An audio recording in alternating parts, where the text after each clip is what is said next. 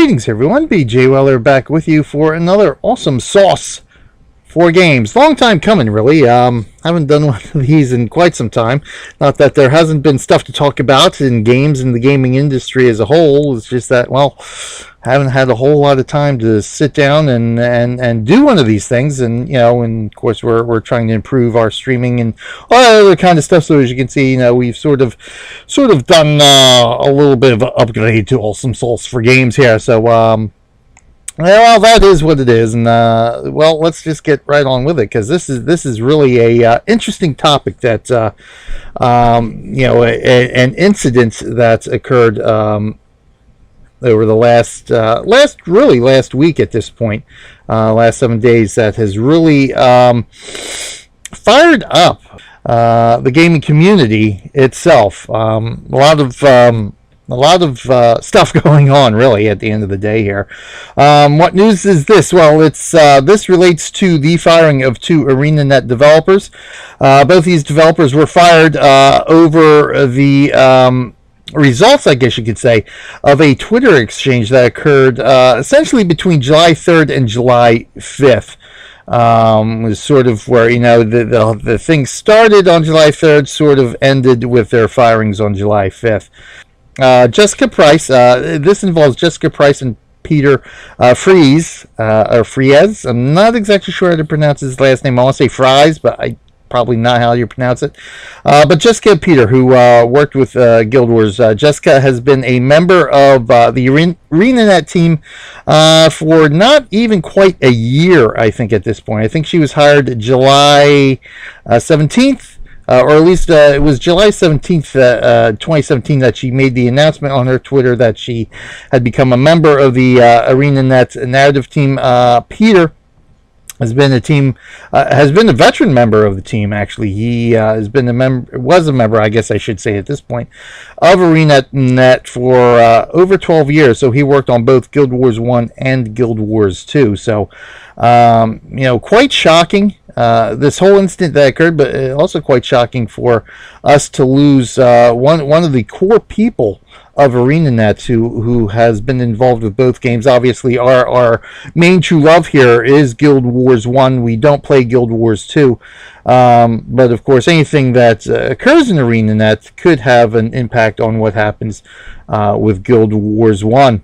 This involves a tweet by Jessica, and prior to that, an AMA on Reddit, also by Jessica, in which she discusses things like storytelling and narrative design and that kind of stuff, and which all innocuous, all, you know, in fact, perfectly good, in my opinion, good stuff to be able to read and see, but the trouble started when a fan of Guild Wars 2, who also happens to be a business partner, so to speak, of ArenaNet, and a content creator. You know, I am a content creator. I am a partner with Tryon Worlds. But that's essentially what the partner program is. That type of thing is just sort of, you know, the developer saying, hey, these are pretty, you know, out of all the streamers, out of all the people who do content for our games, these guys are pretty cool and trustworthy to be able to go to and watch gameplay videos and get information from. You know, the controversy began when Deror, if I'm pronouncing that name correctly. If I'm not, forgive me. An ArenaNet partner, a YouTube creator, decided to comment on that Twitter feed and offer his suggestions and his opinion on what Jessica wrote. He's a big fan of Jessica's. He's said, at least on one occasion in one of his previous videos prior to this incident occurring, that he admires what she did, that he thinks, you know, up to that point, the living story that they played through has been awesome, and that there are certain instances that he, you know, points out, saying this was a great decision on their part, awesome way to tell this particular part of the story. So, you know, he's had nothing but praise for Jessica in the past. Again, great fan of Jessica and the work she's done on Guild Wars 2 this past year. So this is the I'm not I don't have the entirety of Jessica's original piece, but like I said, I read through the entire thing, and I thought the points that Jessica made and the things that she said were pretty spot on. Being a writer myself, being an artist myself, in addition to a gaming content creator, some of the things she said, it's like, yeah, it makes perfect sense what she said. It was a very informative type of post here. It's one of those things that we as gamers, fans of these games, would love to see from these developers. The insight is like, this is what we do. This is how the creative process works. But again, this is the end of what Jessica had to say here, and at the end of the day, I can't disagree with anything she said. I thought it was very informative. I thought, I commend her for putting this out there, for again, informing the fans, the people out there, of what it's like to be able to do what she does, and it's really, really great. But here we have Doror's response here. Again, this response comes at 7 p.m. in the evening time. I'm assuming that's my local time there. So that would be Eastern time on July 3rd. So this would have been Tuesday, July 3rd, that Doror responded, Tuesday evening. This is what he has to say. Really interesting thread to read, however, allow me to disagree slightly. I don't believe the issue lies in the MMORPG genre itself, as your wording seemingly suggests. I believe the issue lies in the constraints of the Living Stories narrative design. Now, again, I don't play Guild Wars 2, so I have no idea what the constraints of the Living Stories narrative may be. I have no idea what this narrative is. No idea of how it has been received by the player base at all. But he goes on to say, when you want the outcome to be the same across the board for all players' experiences, then yes, by design you're extremely limited in how you can construct the personality of the PC, i.e. the player character.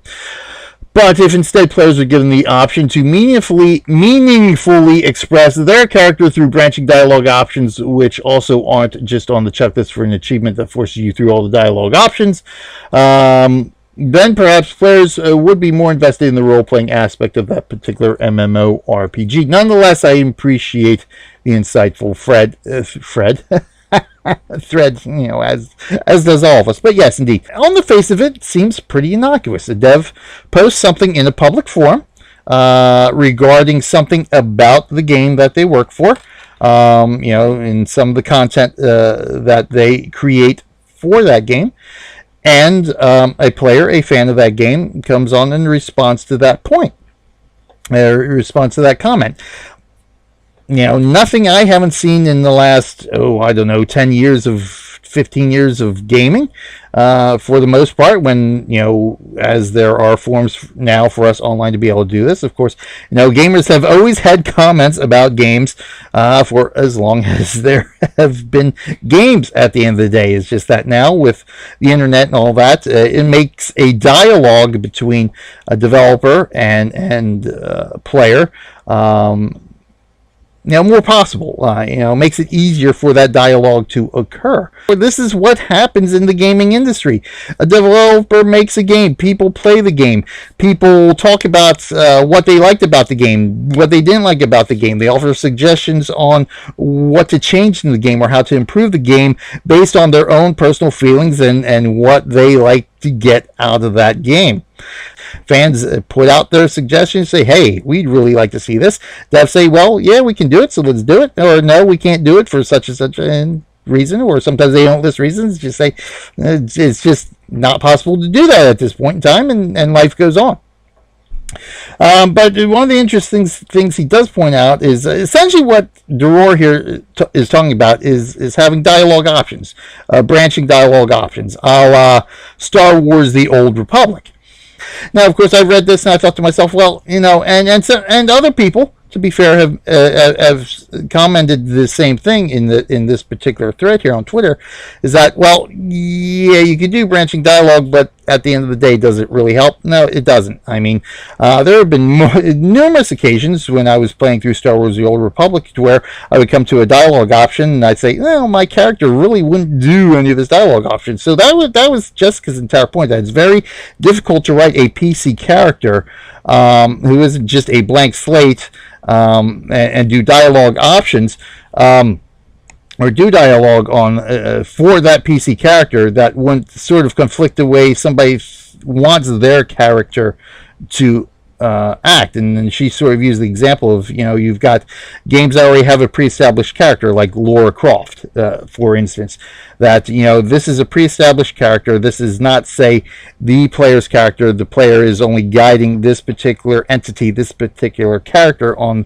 their adventure, and the character already has a predefined personality that the character is going to exhibit throughout the gameplay. MMOs, and even most single-player RPGs are different. You take a character, you take this blank slate, and you create this character. It's not a predefined character. You name the character. You do the initial look for the character. As you're playing the game, you dress up the character, that kind of stuff. So, Jessica's point was it's very difficult to give these characters personality because every player who comes and creates a character is going to want a different personality for the character they create, and that's a perfectly valid point, and exactly why we have RPG. So to Roar's point, yeah, it's not just the MMO genre; it's any RPG in which the player creates the character and doesn't use a already predefined type of character or archetype of character. It's going to be a blank slate. So even with, say, Dragon Age Origins, there were some options, like I said, in Star Wars: The Old Republic. It's like, well, my character really wouldn't pick any of those options. Or if I picked an option and the actual dialogue that was delivered was not exactly what the dialogue wheel suggested it would be, and again, my character, my character, no, that's not really what my character would have said or would have done in this instance, or stuff like that. So either way, it doesn't, at the end of the day, it doesn't really matter. Every character is going to have every player is going to have a different view on what their character should do or should say or react, or how NPCs should react to them. So, Jessica, again, has, her entire statement is a very valid point, and it lines out exactly what the problems are and why the problems are like that. So again, to me, completely innocuous. It's not anything that's been any different or worded any differently than I've seen in any other gaming forum. But here's Jessica responding the next day. So Jessica's response doesn't come until July 4th. On holiday, this happens to be at 12:57 on July 4th, so shortly before 1 p.m. in the afternoon. Thanks for trying to tell me what we do internally, my dude. Okay. All right, that's a bit of a strange response I'm getting. So, Doror then comes back and says, was this about an hour later? 1:41, this one is. You getting mad at my obvious attempt at creating dialogue and discussion with you instead of just replying that I'm wrong or otherwise correct me in my false assumptions is really just disheartening for me. You do you, though. I'm sorry if it offended. I'll leave you to it. And that was pretty much his last comment in this entire thread here. So, like, okay, here's somebody who's clearly passionate about what they do, enjoys talking about what they do. They did a Reddit AMA, and then they went and did a follow-up on their own Twitter feed about what they do. And again, like I said, this is the kind of information that gamers just love to have because it gives us an insight into the creative process for these games. So to me, again, being a writer, being a content creator, being an artist, I love to talk about what I do. I love to have discussions about what I do and how to improve what I do and just talk about what I do. And have those kind of dialogues that it seemed like Deror was trying to initiate, and it's sort of, yes, quite frankly, it could, the way he worded it could have been worded better. But again, even the wording, it's nothing, anything different I haven't seen over the last many years of gamers giving suggestions to a man or a woman developer. I mean, for the most part, it's, a lot of what I've seen like this has been directed at male developers. It's not anything, I haven't seen this as being any different, and that's the one thing, you take what Deror said, you take the male and female out of it. Let's just say, okay, let's go male fan to female developer. Okay, let's go female developer to female developer. Let's go male fan to male developer. Let's go through the entire range of options here that we have for man, woman, man, for on both sides here. It's like the conversation doesn't change. If this was a male fan to a male developer, it would read the same. If this was a female fan to a female developer, it would read the same. If this was a female fan to a male developer, it would read the same. To me, there's the choice of wording at the end of the day hasn't really changed. It doesn't change the point he's trying to make and the dialogue he's trying to initiate here. But then Jessica kind of rebukes him there. I mean, quite simple. And again, after that, that's sort of, well, there you go. That's the end of it. Okay. It's like you don't want to have a dialogue, and okay, that's fine. And that's what Deror says. Okay, again, maybe he could have worded it because I don't see her getting mad. It's just like, yeah, whatever, dude. That's where I was like, whatever, dude. You don't know nothing, essentially. It's kind of like to me, a major league ball player, and let's go major league pitcher. Jessica's the major league pitcher. Deror here, he's the guy in single A baseball, sort of like the very bottom of the minor leagues here. With the experience he has, based on the experience she has with the writing and that kind of stuff. So here's somebody from the very bottom of the minor league saying, hey, why didn't you throw a fastball to this particular guy here in this particular situation? Major league guy said, what do you know, kid? Whatever. Go back to your single A ball club, whatever. It's like, oh, okay, well, that's, and again, let's remember, Deror is a fan of hers. So, here we go. We got this, minor league pitcher, looking up to this major league guy, hoping to get to his level someday. And just being rebuked by guys, that's kind of like, well, that's kind of rude. But whatever, pretty innocuous. So, if this is where it ended, right here, if this is where it ended, I don't think there would have been an issue. But unfortunately, that's not where this ended. This was only the start of the incident. So let's take a look at what transpired after this. So remember, Jessica's reply here was 12:57 p.m. on July 4th, a holiday for ArenaNet. So she was off the clock when she responded on an American national holiday when she chose to respond to this threat. Keep that in mind. She chose to respond on a national holiday on her day off, because we'll be getting to that in a little bit here. This is where it really starts to become interesting here. 12:59, 2 minutes after she posted that response of the minor league ball pitcher, just saying, hey, just throw a fastball to this guy in this situation, and her initial response, yeah, whatever, dude, you don't know nothing. Today, so she quotes Deror here, makes an entirely new thread. Today, in being a female game dev, allow me, a person who does not work with you, explain to you how to do your job. And then she has his post here. And he does, and again, the point that he makes here, the issue lies in the MMORPG genre itself. It doesn't. It's not strictly to MMOs. It's any RPG where the player gets to create the character and doesn't use a predefined character. What she said can apply to any RPG. Well, to me, again, maybe his wording could have been better. But at the end of the day, like I keep saying, it's par for the course. This is the way it's been.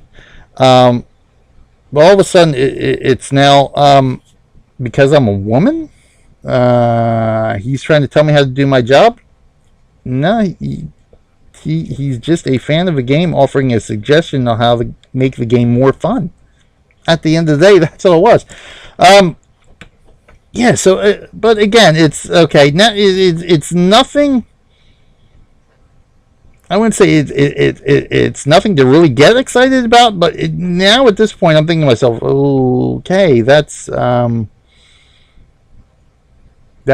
little bizarre. I don't think that was entirely necessary, but again, let's get into the point she's making now. The point that Jessica's making is that this happens all the time. It's like, gender inequality, which we've been so fired up about over the last year or so here in America. Gender inequality, which, yeah, absolutely, there is still gender inequality. There's obviously still racial inequality. We still have a lot of problems in our society in America. So we can only assume that this is what Jessica's talking about. It's like, okay, here's another guy telling me because I'm a girl how to do my job. Well, I got a couple of problems with that. First things first, I'm a guy. Yep, still a guy. Yeah, still a guy. I cannot count the times, or I cannot count the number of times in my professional career. And no matter what I've done in my professional career over the last 30 odd years or so, that I've been able to have a professional career, I cannot count the times how many times somebody, man or woman, has in one way or another attempted to tell me how to do my job. When you work in an industry where you interact in some way or another with a customer of the company you work for, it's inevitable that one of these days that one of those customers is going to tell you how to do your job in some form or fashion. That just comes with the territory. Obviously, again, gender inequality and racial inequality and all that, absolutely. It may or may not happen more to women. I don't know. I'm a guy, so I don't know. I just know it's happened a hell of a lot of times to me. And that's, not to say, not to toot my own horn, but as far as I have been concerned, and as far as I've been told in my professional career, I do a pretty damn good job of whatever I happen to be doing at that particular point in time. But be that as it may, I've never felt the need to go onto Twitter or go onto any public domain type thing that is open to the entire world and personally name and shame anybody who has told me to do my job. And this is essentially what this is. This is naming and shaming. And we all know that comes part and parcel with some toxic behavior. Toxicity in the gaming community, in the gaming player base, has been a hot button topic for quite some time. And how to eliminate that toxicity from the player base of a particular game or the gaming community as a whole. And this here, it was like, okay, was it really necessary to do this? I mean, couldn't you have made your point some other way without naming and shaming this particular guy, again, who was a fan of yours before this entire incident, and probably relished the opportunity to interact with somebody he admired in discussing something that both he and she were passionate about. So okay, that's very interesting. And Duror replies afterwards. So much for an open discussion, I guess. I meant no disrespect at all. Never did, never will. Neither did I imply I knew better. Nor has this anything to do with gender. Never did, never will. I will retract my comment because obviously I'm in the wrong forum for this kind of talk. Yeah, so it's like, to me, this reads as a guy's like, oh, okay.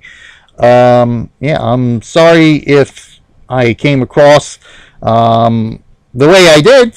All right, so again, the second time Duror bows out of the situation, saying, okay, essentially he's like, okay, no harm, no foul. I'll just stop here and I'll be done with this whole conversation. So the second time he tries to bow out. Now, by now, okay, so this is 10 minutes after. So by now, there are several other people who've read these threads and are now starting to comment saying, like, sort of the point I'm at now. It's like, whoa, it's like, hold on a second, aren't you overreacting just a little bit, Jess? A lot of people saying, yeah, this isn't really just, no gender involved or him telling you do your job. Again, it's just a game suggestion, a fan making a suggestion on how to improve the game, which again happens all the time. So apparently that Jessica didn't like the fact that people were starting to chime in on what is now 2 threads that she initiated and sort of rebuked this guy here. Like the next rando asshat who attempts to explain the concept of branching dialogue to me as if having worked in the game narrative for a freaking decade. Well, let me do this too. For a freaking decade, I have never heard of it, is getting insta-blocked. Okay. Yeah, that escalated quickly. The next rando asshat who attempts to explain the concept of branching dialogue to me, as if I didn't already. So obviously Jessica knows what branching dialogues is and how they work, how they don't work, and that kind of stuff. It's like, whoa, okay, I've never heard, is getting insta-blocked. Okay. So that's, now at this point it's like, whoa, okay. Not only did you at first rebuke a fan, then you named and shamed him, and now you're basically just calling people who are trying to understand the situation asshats? Okay. Yeah. Alrighty then. Okay. After that comment, so this is about an hour after that last comment here. Again, now the Twitter universe is really starting to pick up on this, and his words getting out. It's like, oh my God, did you hear what this dev told this guy? He told this fan of the game. She brings in the gender card here. Since we've got a lot of hurt man feels today, let me make something clear. This is my feed. I'm not on the clock here. I'm not your emotional courtesan just because I'm a dev. Don't expect me to pretend to like you here. Okay, now let's remember again. Jessica's entire response to Duror here has been posted off the clock.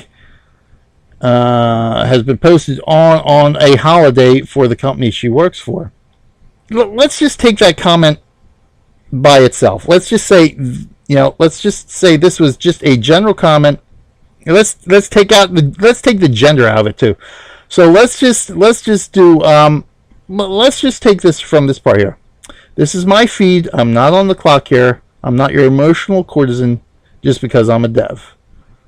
Okay, let's take that part. You know what? That's a perfectly logical point, and something that, players have to understand about devs. That's the one thing where I think, player base of a game can go a little bit too far. Hey, devs are people too. They need their time off. They need their time to relax. They need their time away from everything else, just to enjoy they need time away from their job. Just because they make a game doesn't mean they should be available to the player base 24/7. So I wholeheartedly agree with Jessica's sentiment in that little bit. But, to me, the point is lost when you wrap up that really good point with a whole lot of other stuff here that really doesn't relate to the situation at hand at the end of the day. And then this one here, again, just like the previous thread, you're essentially starting to call your fan base asshats, cuss at them, and now you say, don't expect me to pretend to like you here. Now, if I was the manager of a company and an employee in an official capacity, let's remember, she's doing this now in an official capacity. Still, right now, on her Twitter feed, this day, a week after she's been fired, she still has ArenaNet narrative team as part of her bio.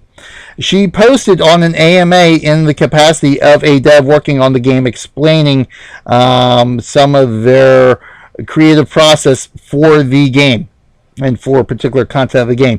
She then posted on her personal Twitter feed the exact same thing.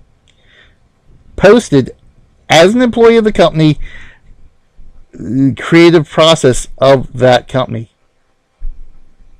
So, yeah, it's your personal Twitter feed, but you have already established yourself in the context of this conversation as a representative of the company you work for. And you're doing it off the clock. You're representing your company off the clock. So again, let's remember that point there. So yeah, don't expect me to pretend to like you here. So what you're saying is that you actually hate the player base of the game you work on, of the company you work for. You hate their customers. Now, if I said that in any interview for any job, again, that has some interaction with the customers of that company, you can bet your ass I am not getting that job. And if I had a job at a company in which that situation would occur, and I said that, and that got back to management, you can bet your butt my butt's getting pulled into the office to discuss that thing. And if that was heard in a public setting in front of customers of that company, which is right here, this is public saying for all the Guild Wars 2 player base to see. She essentially said, yeah, I don't like you people. Yeah. If I did that for any job I've done in the last 30 years, I am going to be in some serious doo-doo at this point in time. But it doesn't stop there. That's the incredible thing. It doesn't stop there. So this was 2:47 on July 4th. The next one, 2:53. So just a handful of minutes later.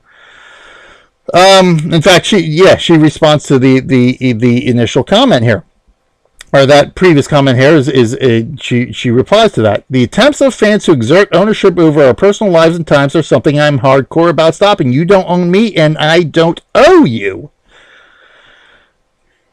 Again, that's a perfectly valid point that I have no issue with. That's a perfectly valid point, and yeah, I agree wholeheartedly with that point. But again, let's take a look at something here. 2:53 p.m., July 4th, 2018. Again, her entire Twitter response up to this point has been off the clock on her day off. And here she is saying, hey, you're exerting, the attempts of you're hardcore about stopping fans' attempts to intrude into your personal time. Then why are you using your personal time to respond to this fan who you clearly have an issue with? Why did you respond in the first place? Why not wait until July 5th to respond when you were back on the clock? That's what I'm wondering about. Why not? I mean, if Jessica's so hardcore about keeping personal time personal, why so far has this what turned out to be just a rebuke?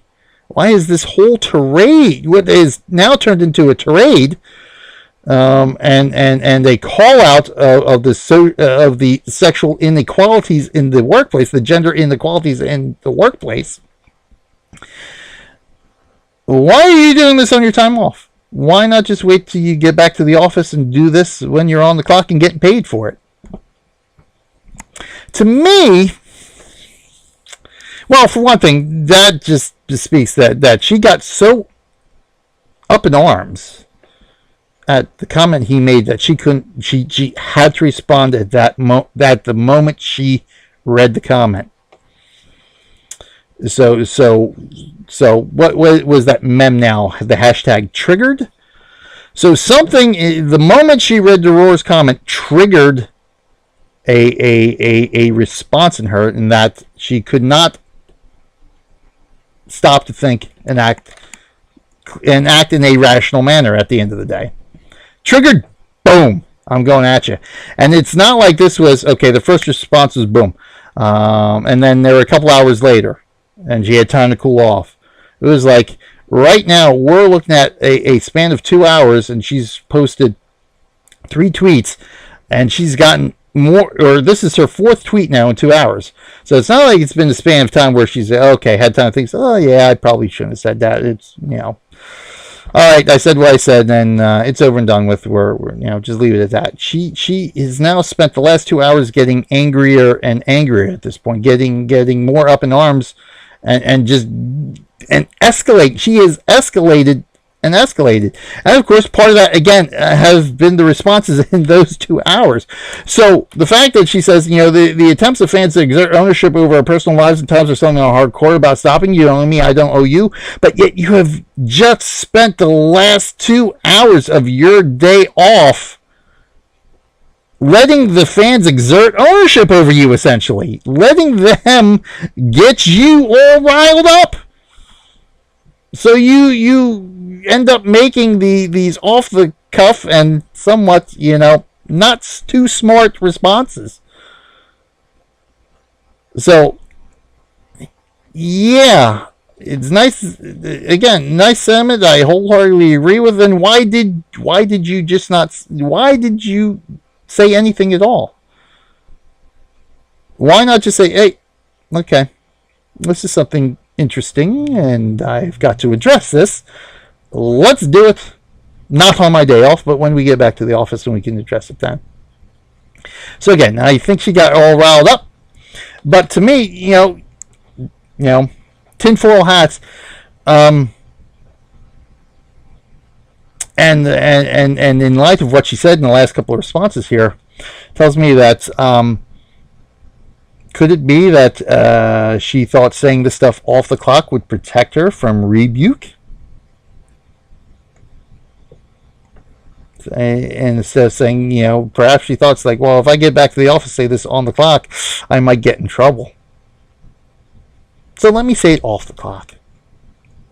That way my bosses can't say anything. Thanks for watching this part of our awesome Sauce for Games commentary, diatribe, take on the ArenaNet, Jessica Price, Peter Freeze debacle of the great 4th of July incident, you might say. And unlike Jessica, if anyone would like to comment or discuss this topic further, you are more than welcome to do so in the comments below this video. We will not block you for putting your opinion out there and having your say. However, of course, we want this done in a respectful and a meaningful discussion-like manner. Trolls will not be tolerated. So we will monitor the comments, but again, anyone who is more than willing to have a reasoned debate about this issue is more than welcome to do so in the comments below. Also, check the description in this video as well for a bunch of great links, including, of course, shameless plug, a link to some cool RMG gaming merchandise and artwork that we have. And of course, most important of all, links to Extra Life, where we play games to save kids' lives. So check out Extra Life. Again, all the great links down below. Please give them a look. And of course, if you like what we do here, hey, consider as well subscribing, liking, whatever to the channel. And check out all the other great content we have here in gameplay videos. In the meantime, thanks for watching, everybody, and we will see you next time.